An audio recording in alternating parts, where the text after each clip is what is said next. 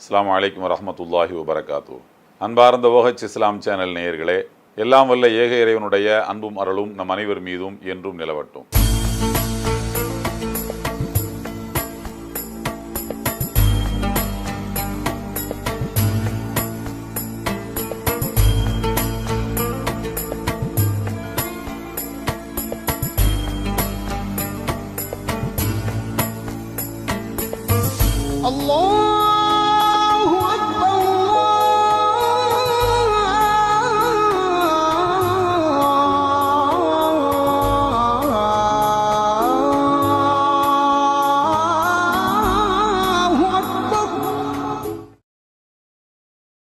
வழிகாட்டும் வான்மறை என்ற சிறப்பான இந்த தொடரில் இன்றும் உங்களை எல்லாம் சந்திப்பதில் மகிழ்ச்சி. அன்பானவர்களே, OH இஸ்லாம் சார்பில் அனைவருக்கும் ஈத் முபாரக் என்கின்ற பெருநாள் நல்வாழ்த்துக்களை தெரிவித்துக் கொள்கிறேன். இந்த பெருநாள் மகிழ்ச்சி ததும்புகின்ற பெருநாளாக, இன்பங்களை நமக்கு கூட்டி கொண்டு வந்து சேர்க்கின்ற பெருநாளாக, ஏழைக்கு ஈந்துவக்கின்ற பெருநாளாக, வாழ்க்கை போட்டியிலே பங்கேற்க இயலாதவர்களுக்கு மனமிறங்கி உதவுகின்ற பெருநாளாக இந்த பெருநாள் நமக்கு அமையட்டும். எல்லாம் வல்ல இறைவன் நமக்கு துணை நிற்கட்டும். அன்புக்குரியவர்களே, பெருநாள் தினத்தன்று நாம் என்ன செய்ய வேண்டும் என்றால், அதிகாலை பொழுதில் எழுந்து, சூரிய உதயத்துக்கு முன்னரே எழுந்து குளித்து புத்தாடை அணிந்து நறுமணம் பூசி அன்றைய காலை சுபுகு தொழுகையை நாம் நிறைவேற்ற வேண்டும். சுபுகு தொழுகைக்கு வருகின்ற வேளையில் பாங்கு சொல்லப்பட்ட பிறகு, தொழுகைக்கான அழைப்பு விடுக்கப்பட்ட பிறகு ஏதேனும் ஒரு உணவுப் பொருளை, ஒரு பேரித்தம்பழமோ ஒரு திராட்சை பழமோ ஏதோ ஒன்று, அல்லது ஏதோ ஒரு உணவுப் பொருள், ஒரு இனிப்பு பதார்த்தம், பண்டம், ஏதாவது ஒன்றை சாப்பிட்டு விட்டு தொழுகைக்கு வர வேண்டும். ஏனென்றால் நோன்பு நிறைவடைந்து விட்டது, இனிமேல் நான் நோன்பு இல்லை, இன்று பெருநாள், நான் நோன்பு வைக்கக்கூடாது, இது மகிழ்ச்சியை கொண்டாடுகின்ற நாள், பசித்திருக்க வேண்டிய நாள் அல்ல என்பதை நமக்கு உணர்த்துவதற்காக நேற்று வரையிலும் ஒரு மாத காலம் நோன்பு வைத்த நாம் பெருநாள் தினத்தன்று காலையில் நாம் நோன்பு வைக்கவில்லை என்பதை நமக்கே உணர்த்தும் வண்ணம் ஏதேனும் ஒரு உணவுப் பொருளை சாப்பிட்டு விட்டு பள்ளிவாசலுக்கு வர வேண்டும். சுபுகு தொழுகையை முடித்துவிட்டு இல்லம் திரும்பி சென்றதற்கு பிறகு அன்றைய தினத்தில் நம்முடைய வீட்டில் இருக்கக்கூடிய ஒவ்வொருவரும் யாரேனும் ஒரு ஏழையினுடைய ஒரு நாள் உணவுக்கு நாம் பொறுப்பேற்றுக் கொள்ள வேண்டும். இதற்கு பெயர் ஜகாத்துல் ஃபித்ர் அல்லது சதகத்துல் ஃபித்ர். சதகா என்று சொன்னால் தர்மம், ஃபித்ர் என்று சொன்னால் நோன்பை விட்டுவிட்டோம் என்று பொருள். நோன்பை விட்டுட்டோம், நோன்பை விட்டதற்காக நாம் கொடுக்கும் ஒரு தர்மம், இதுதான் சதகத்துல் ஃபித்ர். எதற்காக இந்த தர்மத்தை கொடுக்க வேண்டும்? நபிகள் நாயகம் ஸல்லல்லாஹு அலைஹி வஸல்லம் சொல்கிறார்கள், நீங்கள் வைத்த நோன்பில், கடந்த ஒரு மாத காலம் நீங்கள் வைத்த நோன்பில் உங்களையும் அறியாமல் ஏதேனும் குறைகள் ஏற்பட்டிருக்கலாம் அல்லவா?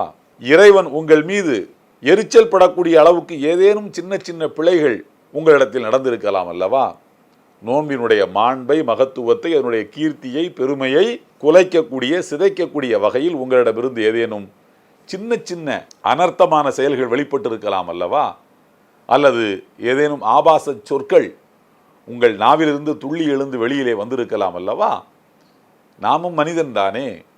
11 மாத காலம் பழக்கப்பட்டு விட்ட அந்த பழக்கத்திலிருந்து நாம் உடனே ஒரே நாளையில் இன்னொரு உலகத்துக்கு போய்விட முடியாது. அதனுடைய தாக்கம் 1-2 நாட்களுக்காவது நம்முடைய நாவுகளில், இதயத்தில், கண்களில், செவிகளில், கரங்களில், உறுப்புகளில் நடமாடி இருக்கலாம். அதனால் நம்முடைய நோன்பு கொஞ்சம் நிறைவுத்தன்மையை அடையாமல் சிதைந்த நிலையிலே இருக்கலாம். இந்த குறைகளையெல்லாம் நீங்கள் சரி செய்ய வேண்டும் என்று நினைத்தால் ஏழைக்கு தர்மம் கொடுங்கள் என்றார்கள் நபிகள் நாயகம் ஸல்லல்லாஹு அலைஹி வஸல்லம். என்ன அற்புதமான வழிகாட்டுதல் பாருங்கள். இறைவனுக்காக நீங்கள் செய்யும் வணக்கத்தில் குறை ஏற்பட்டு விட்டால் ஏழைக்கு தர்மத்தை கொடுத்து அவனை புன்முறுவல் பூக்க வைத்து அவனை மகிழ்ச்சிப்படுத்தி அந்த மகிழ்ச்சியில் இறைவனுடைய மகிழ்ச்சியை நீ பெற்றுக்கொள் என்பது என்ன அற்புதமான ஒரு வழிகாட்டுதல் பாருங்கள். அப்போ பெருநாள் அன்று கொடுக்கக்கூடிய தர்மத்தினுடைய முதல் நோக்கம் என்னவென்றால், நம்முடைய ரமலான் மாதத்தினுடைய ஒரு மாத காலத்தில் நம்முடைய செயல்பாடுகளில் நம்முடைய சொற்களில் ஏதாவது நோன்புக்கு குறையை ஏற்படுத்தக்கூடிய வகையில் இருந்திருந்தால் அதை சரி செய்வது இதனுடைய முதல் நோக்கம். இரண்டாவது நோக்கம் என்னவென்று சொன்னால், அந்த பெருநாள் அன்று ஏழை யாரும் பசித்திருக்க கூடாது. அதற்கு ஒவ்வொருவரும் ஒரு ஏழையினுடைய உணவுக்கு பொறுப்பேற்று கொள்ள வேண்டும். ஏழைகள் யாரும் பெருநாள் அன்று பசித்திருக்க கூடாது என்பது மட்டுமல்ல, பிறரிடத்தில் போய் கையேந்தவும் கூடாது. அதனால் ஏழைகளை தேடிச் சென்று அவருடைய வீட்டு வாசலுக்கு போய் அந்த தர்மத்தை நீங்கள் கொடுங்கள் என்று சொல்லுகிறது இஸ்லாம். ஏழையை அவன் வீட்டுக்கு வர வைக்காத, ஏழையை நீ தேடி போய் கொடு பெருநாள் அன்று. பெருநாள் அன்னைக்கும் ஒரு ஏழை உன்னிடத்திலே வந்து கையேந்த வேண்டுமா?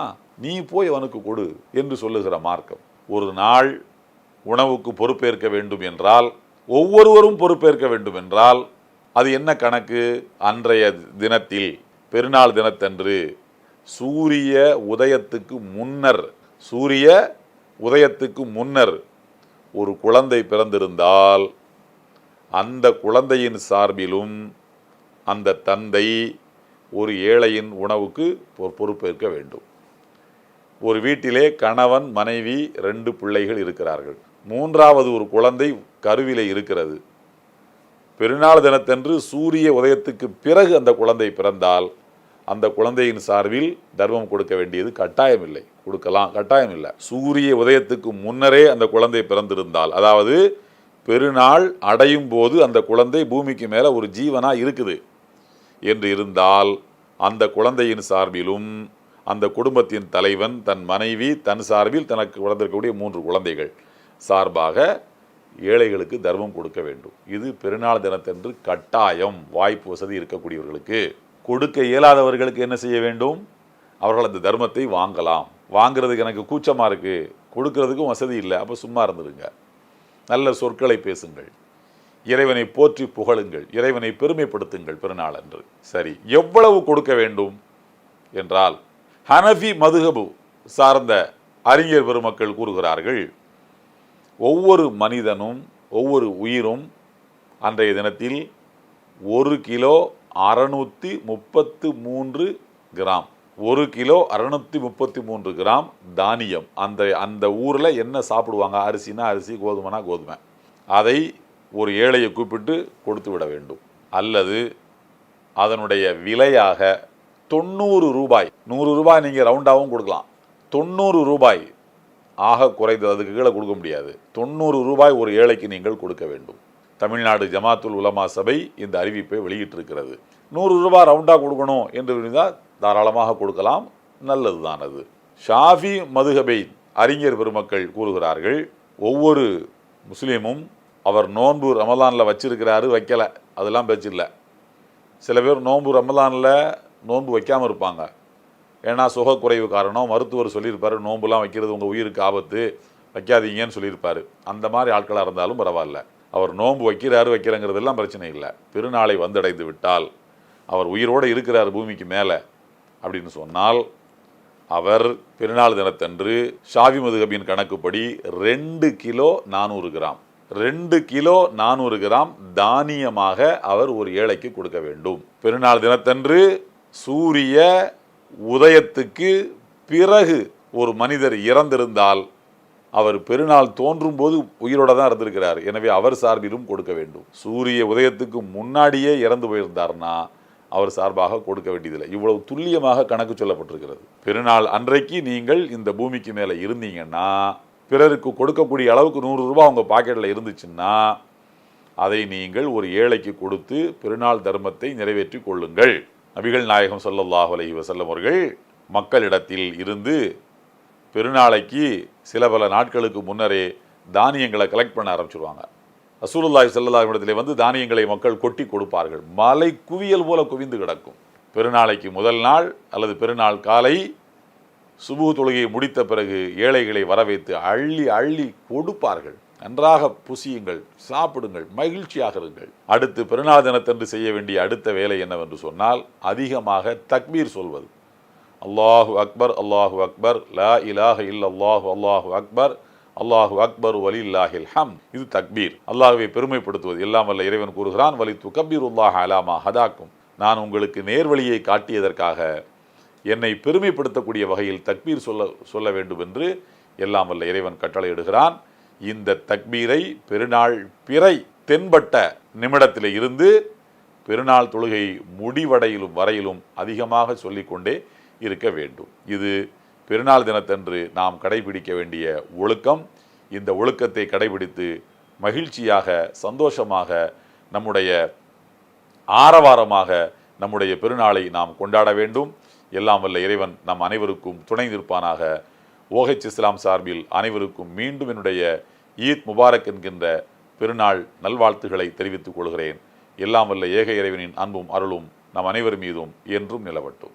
இந்த வீடியோ உங்களுக்கு பிடிச்சிருந்தா லைக் பண்ணுங்க, ஷேர் பண்ணுங்க, கமெண்ட் பண்ணுங்க.